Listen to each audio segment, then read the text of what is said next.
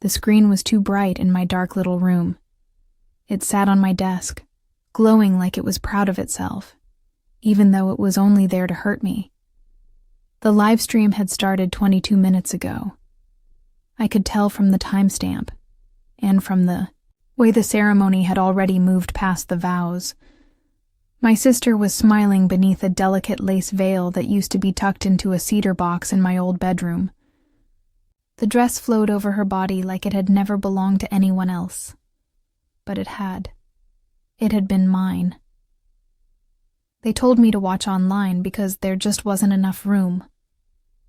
The email came 2 nights ago, after weeks of silence, written like a form letter from a stranger. We're sorry you couldn't be there in person. We'll share the link with you so you can still be part of her big day. Her big day. As if I hadn't once whispered into the neckline of that dress when I was 15, imagining it swishing around me as I walked across my grandmother's garden. They'd promised it to me. It was in my grandmother's will. A quiet line under sentimental items, to be given to my eldest granddaughter for her wedding day. That was me. But promises don't mean much when you're the one everyone forgets to call back. The audio crackled a bit as the crowd applauded, and I watched my mother rise from the front row in her navy satin dress, dabbing her eyes with a handkerchief embroidered with my sister's initials. Someone had to have stitched those. I noticed it because years ago, I'd embroidered our grandmother's initials on a napkin for her birthday, and Mom had tossed it in the laundry pile like it was nothing. My dad gave my sister away. I guess I shouldn't be surprised, but I still watched his hand touch hers like it was some sacred ritual, like it wasn't the same hand that once promised to save the dress, somewhere safe, just for you. It had been in the attic. I'd checked. I remember the day I found the box gone. Right before Thanksgiving, when I came home to find my old room cleared out. They'd turned it into a home office for Zoom calls, though no one worked from home anymore. My books were in storage, my high school medals were in a plastic bin. And the dress? It needed to be aired out, my mother said. I didn't think much of it then. I trusted her. Now, it was on someone else's body. My sister twirled. The dress fit her almost too well, like they had altered it, adjusted the sleeves, trimmed the hem, maybe even removed the tiny rose-colored lining my grandmother had sewn into the waist, for luck. That lining was hidden, only meant for me. She used to say, "No one else will even notice it, but you will." I noticed it wasn't there. I shut the laptop quietly. Not in anger. Not even in heartbreak. Just tired. The kind of tired that doesn't go away after sleeping. It was the weight of being forgotten so many times that you start to forget what it felt like to be remembered. I stood and pulled the curtains shut. Outside, the sky had turned a lazy kind of gray, the kind you see in old Polaroids, or memories you don't want to look at too long. The wind curled around the glass like it wanted to whisper something, but I wasn't ready to hear anything yet. My phone buzzed, a text from Mom. "Hope you're watching. Doesn't she look beautiful?" I didn't respond. 2 days after the wedding, a package arrived at my apartment. No note. Just a brown box sealed in thick, careless tape. I didn't open it right away. It sat on the kitchen counter for hours, looking like guilt, like an apology that didn't know how to speak. I walked around it, poured coffee next to it, stared through it.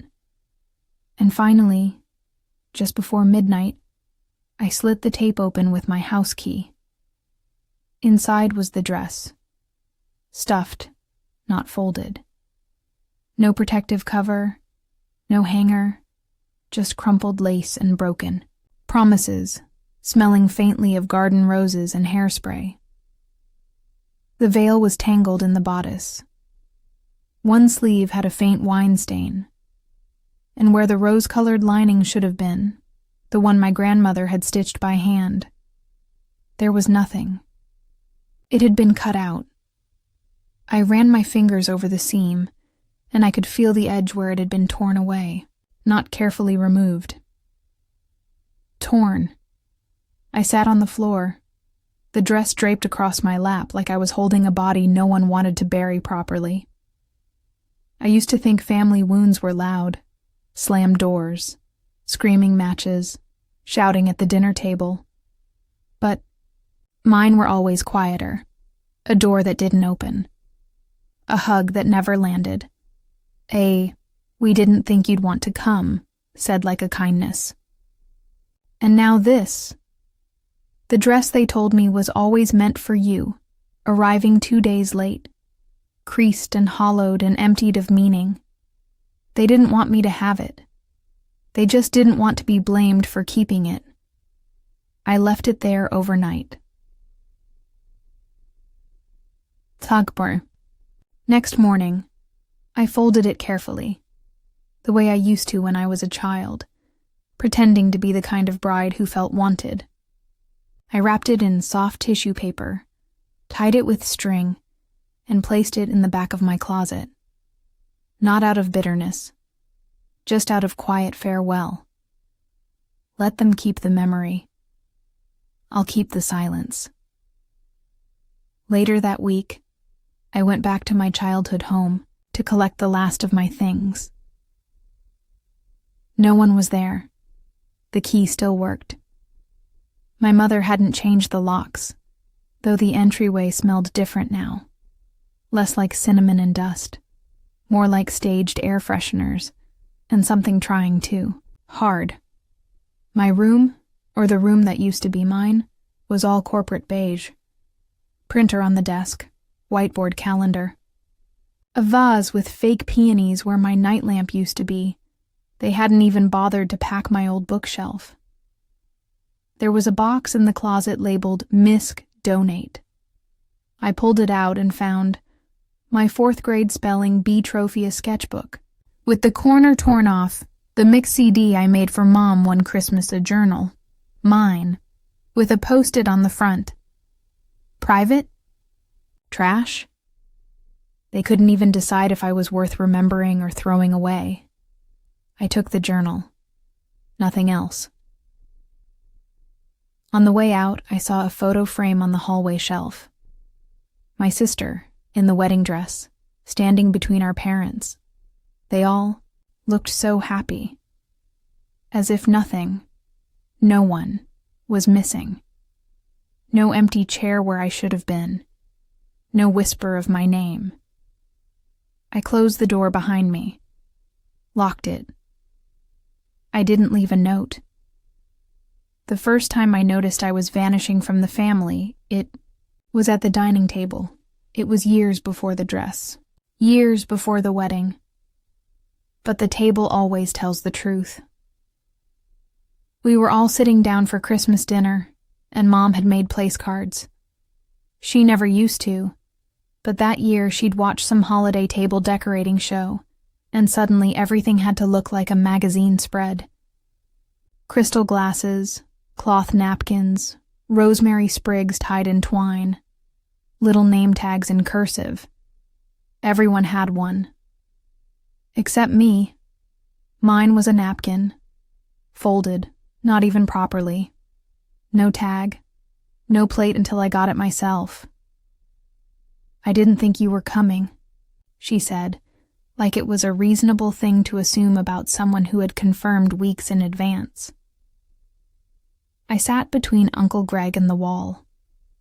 I had to pass my plate around for everything, the salt, the turkey, even my own glass of water. I laughed back then. I made a joke, something about being the family intern. But later, I cried in the upstairs bathroom, the one with the broken lock. The same one where my sister once told me I needed to toughen up. That was the year she got the family bracelet. It used to belong to our grandmother. A thin silver chain with tiny initials etched on the underside. hers, and the year she turned 18. She always said it would go to her most thoughtful granddaughter. I had visited her every weekend during her last winter. I brought soup. I read to her when she was too tired to hold the book. She gave me a card the week before she died. Inside, in shaky handwriting, "You are my kindness in a world that forgets to be kind." But the bracelet went to my sister. Mom said, "It just made sense." No one asked what I thought. After the wedding live stream, I started noticing things more sharply. Not just what was done, but what was missing. I scrolled through the wedding album on Facebook. The comments were full of compliments. "Gorgeous bride. Such a lovely couple. Where's your sister? Didn't she help plan it?" That one stung. I helped pick the caterer months ago when my sister was too busy juggling work and Pilates. I'd sent ideas for centerpieces, helped design the invitations, proofread every one of her vows, but I wasn't mentioned. Not once. Then came the post from my mother, a photo of the dress, cropped to show the lace detail, the seam that was once mine. Captioned, "My 2 girls, one in heaven, one in lace." I stared at the words until they blurred. One in heaven? That's how she'd chosen to describe me. A ghost, maybe. But not dead. Not yet. The next time my sister texted me, it was to ask if I could maybe watch the houseplants while they honeymooned. I didn't reply for 3 days. Then I said, "I'm not available. Maybe ask someone else." She responded with a single thumbs up. I went to a bookstore that afternoon, the old one downtown with the faded red awning and creaky floors. It smelled like paper and rain and everything that made me feel like myself, again. I sat in the poetry aisle, thumbing through a book I couldn't afford. There was a line that stopped me cold. "Some people leave you without leaving the room." I underlined it with my thumbnail. My eyes stung. I didn't cry. I just sat there. Let the weight of everything settle in my chest. Maybe I'd always been disappearing. Maybe they'd just helped it along. I found the coffee spoon by accident. It was in the second drawer of the kitchen, buried under takeout menus and faded rubber bands. The tiny silver one with the floral engraving on the handle, the one Gran used for her sugar jar. I hadn't seen it in years. I used to stir her tea with it every Sunday morning. She would hold her mug between her palms like it held warmth from a better life. She said sugar tasted sweeter when someone else added it. I didn't understand that until now. Kept the spoon in my coat pocket for 3 days. I don't know why. It felt like armor, or proof. Or maybe just something small and real that they hadn't taken yet. My sister posted honeymoon photos. All white linen and oceanside breakfasts. His arm always around her. Her eyes always tilted toward a sun I couldn't feel. I didn't like any of them. Didn't comment either, and I knew she noticed. She'd always noticed when attention slipped away from her, even as a child. She once made a scene in the middle of my birthday party because I got a necklace and she didn't. That necklace went missing the next week. Mom pretended she didn't know. I did. I always did. The silence between us grew. Not sharp, just vast. She hadn't said thank you for the centerpieces, the vow edits. The ideas I gave her for a rustic garden theme she now claimed was her own. I thought maybe Mom would call. She didn't. Instead, I got a forwarded email about a family brunch planned for the following Sunday. At a restaurant I couldn't afford, under a reservation name that wasn't mine. Just letting you know in case you want to stop by. No time listed. No seat confirmed. It was like an invitation made of smoke, something they could later claim existed, even if it was never meant for me. That Sunday I walked by the restaurant. I didn't go inside, just watched through the glass. My sister was in a pale yellow dress, laughing. Dad was leaning back in his chair. Mom poured water from a carafe like she was hosting a garden party. There were mimosas, pastries, a small gift bag by every plate. There were 6 chairs, not 7. I turned around and walked toward the river. It was late spring, the kind where petals fall into the water and don't know if they'll sink or float. Sat on a bench and pulled out the spoon, ran my thumb along the handle. Let it catch the light, and for the first time in weeks, I smiled. Not because anything was funny, not because anything was okay, but because they forgot it. They remembered the dress, the room, the bracelet, the parties, the photos, but they forgot the spoon, the one thing that held the quiet between me and Gran. The one thing that had never been touched by my sister's hands.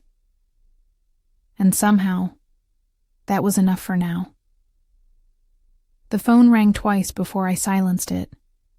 Her name blinked across the screen like a dare. Mom, it was a Thursday night. The kind where rain drummed the window like it had something important to say but couldn't form the words. I let it ring out. No voicemail. She called again. 5 minutes later. This time I watched the whole thing, eyes locked on the screen. Like it would blink first, it didn't. And when the ringing stopped, I felt no guilt. Just a strange quiet, like the first second after pulling your hand from a flame. She didn't call back after that. Instead, I got a text. We're sorting through Gran's storage boxes this weekend.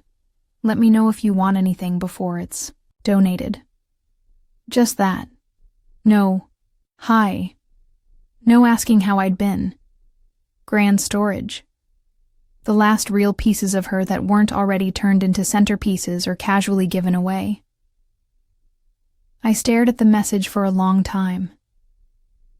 Part of me wanted to respond, immediately, to demand they leave it all alone, that they didn't deserve to touch a single thing.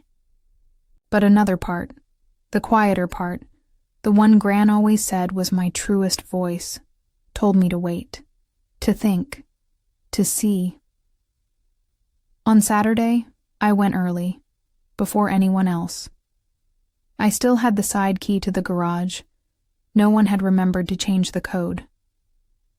Boxes lined the wall like a forgotten library, labeled in Gran's handwriting. Neat cursive, dates and little doodles in the corners, a star on some, a heart on one. That's the one I opened. Inside, a sweater that still smelled like her lavender sachets, a tin of buttons, each one different, like she was building stories, not outfits. A stack of letters tied with blue ribbon, and a small envelope, addressed to me my name, in her handwriting, not printed, not copied, written. I sat cross-legged on the concrete and opened it with shaking fingers. Inside was a single folded sheet. If they give her the dress, take what they'll never understand. You know where it is. That was it. No explanation, no drama, just her voice, clean and quiet, guiding me like always. I knew exactly where she meant. Behind the boxes, tucked on the back shelf, wrapped in an old quilt, was the photo album. Not the one they kept in the living room with vacation pictures and stage smiles. This one had curled edges, pages thick with pressed flowers and Polaroids, a note on the inside cover, the things that mattered. Every picture was different from what they showed guests. Me with Gran in the kitchen, laughing over a burnt pie. Me at age 9, reading, on her porch. A birthday card I made her out of tissue paper. A dried daisy she once tucked into my braid. None of them had my sister in them. Not out of malice. Just because they were ours. I wrapped the album in the same quilt and walked out. I didn't take anything else. That night, Mom texted again. "Did you stop by? Your sister wanted the photo album." I didn't respond. Instead, I opened it again, page by page, in the quiet of my apartment. I lit a candle, made tea, stirred it with the coffee spoon, and let the silence settle around me like a second skin. They'd taken what they thought mattered, but I had what couldn't be replaced. It was almost 2 months after the wedding when the group chat lit up again, the one called Family Thread, which I hadn't muted, but rarely looked at. It mostly pinged for things like birthday reminders or photos of my sister's dog. The same dog I wasn't allowed to bring to my apartment because Mom once said I wasn't ready for that kind of commitment. The message was from Dad. "Hey kiddo, your sister needs someone to help out during the move. Just a few boxes and furniture. She'd ask herself, but she's swamped with work. Would mean a lot. No, hi. No, how are you? Not even a please. Just another task, like always. And I knew what that really meant. It meant they assumed I had nothing else to do. That I was available. Always. That being silent didn't mean I was away. Just waiting. Just background. I stared at the message for 10 minutes. Not angry. Not even surprised. Just slowly unraveling, like thread pulled from a frayed sleeve. They didn't know I had started painting again. That I was working nights at the small gallery near the bookstore. That I was saving for a 1-bedroom where no one else had ever told me who to be. They didn't know because they never asked. Later that night, I got another message. This time from my sister. "You coming this weekend? Bring gloves if you do, it's dusty. Oh, and can we store a few of the boxes at your place for a bit?" That was it. No thank you. No offer to help carry anything. Not even a real request. Just, "You're doing this, right?" Like I was a side character, a moving van with feelings. I left the message on read, then I turned off notifications entirely. That Saturday, I went to the river again. Same bench, same rustling trees. The petals had all gone now, replaced by tiny green buds that whispered about change. I brought the photo album with me, flipped through it like scripture. A Polaroid fell out, one I hadn't noticed before. Me and Gran, at the kitchen table. She was mid-laugh. I was holding a spoon to her mouth, pretending to feed her yogurt like a toddler. We were ridiculous, and so alive. On the back, in her familiar scrawl, "Keep choosing joy, even when they forget your name."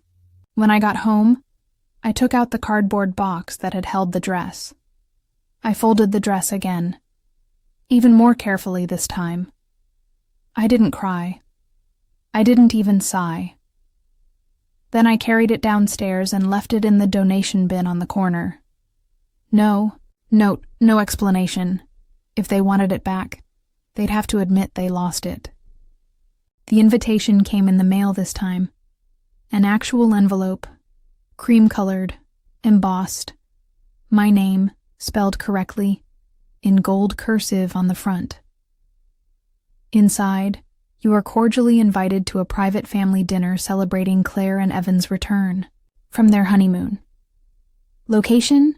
The Bloom Room, 7:30 p.m. Attire? Semi-formal? RSVP by Thursday. No personal note. Just my name added like an afterthought to a printed list. Like they finally remembered I existed, and it cost them nothing to include me.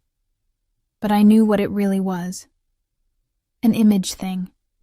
Maybe someone noticed my silence online. Maybe someone asked where I'd been in all the wedding photos. Maybe Mom finally realized how a missing daughter looks in a family portrait, like something unresolved. I placed the card on the kitchen counter next to the spoon. Let it sit. For a few days, untouched. Like a decision waiting to make itself. The night of the dinner, I didn't go. Instead, I walked the city. Slowly. Quietly. The streets glowing with that strange blue-orange hue that comes just before full dark. Like the world was holding its breath. I ended up back at the bookstore. The one with the red awning and slanted floorboards. Mara, the owner, was closing up. She smiled when she saw me and unlocked the door without a word. "You want to browse?" she asked, though we both knew what she meant. I nodded, and for the next hour, I wandered the aisles like they were cathedral halls. I ran my fingers along spines, pulled down titles I'd never heard of, let myself disappear between pages that didn't ask me to explain my absence. She made me tea in a chipped mug and left me alone. I picked a book, thin, hand-stitched, poems about solitude in old houses. It cost more than I should have spent. But I bought it anyway. "You okay?" Mara asked, as she handed me the receipt. I paused. And for once I didn't lie. "I'm learning to be." She smiled, soft and slow. "Sometimes that's all you need to be." When I got home, there was a voicemail from Mom. "We saved you a seat." Your sister kept checking the door. I told her maybe next time. Anyway, hope you're well. It was the first time she hadn't scolded me for not showing up. Maybe that was progress, or maybe it was just fatigue. I went to my closet and pulled down the quilt-wrapped photo album, laid it out on the floor, started slipping notes between the pages. My own captions, my own version of the story. This was the year she said I was. Too quiet. But Gran said quiet is sacred. I wore this shirt until it fell apart. No one noticed but her. I took this photo of her hands. I liked how strong they looked, even with wrinkles. I wasn't rewriting the past, just reclaiming it. One caption at a time. Summer came slower that year. The kind of heat that clings to the skin like old memories. And every breeze feels like something trying to let go. I hadn't spoken to them in weeks. Not out of vengeance. Not out of drama. Just stillness. Like when you stop shaking a snow globe and everything settles into clarity. And you finally see the little town underneath. Then one morning, an envelope arrived. Another photo. Printed glossy. Still warm from whatever machine had spit it out. My sister in her wedding dress, framed perfectly between my parents. The same photo they'd posted months ago. Only this time it had been mailed. Like some kind of peace offering. But someone had written on the back. "Thought you might want to frame this. Love, Mom." I stared at the word love. How casually it came now. Without apology. Without recognition. As if it could fill the space where understanding should live. I didn't rip the photo. I didn't cry. I simply turned it over, pulled a pen from the drawer, and wrote. There was a dress. There was a daughter. You just gave them to someone else. Then, I slipped it back in the envelope and walked it to the mailbox. Not out of anger, not to prove anything, just so I wouldn't carry it anymore. That night, I made tea. Stirred it with Gran's spoon, pulled out the photo album, and tucked a new picture into the last page. One I had taken the day I'd stood by the river with the quilt in my lap. The petals were gone, the water calm. I'd looked away from the camera, not smiling, not crying. Just present. Underneath it, I wrote, "This is what it looks like to stay soft, even after." Then I closed the book, not to hide it, but to keep it safe. They didn't call after the photo was returned. They didn't ask where the dress had gone, and I didn't explain. Because not all silences are empty. Some are boundaries, some are choices, and some are finally peace.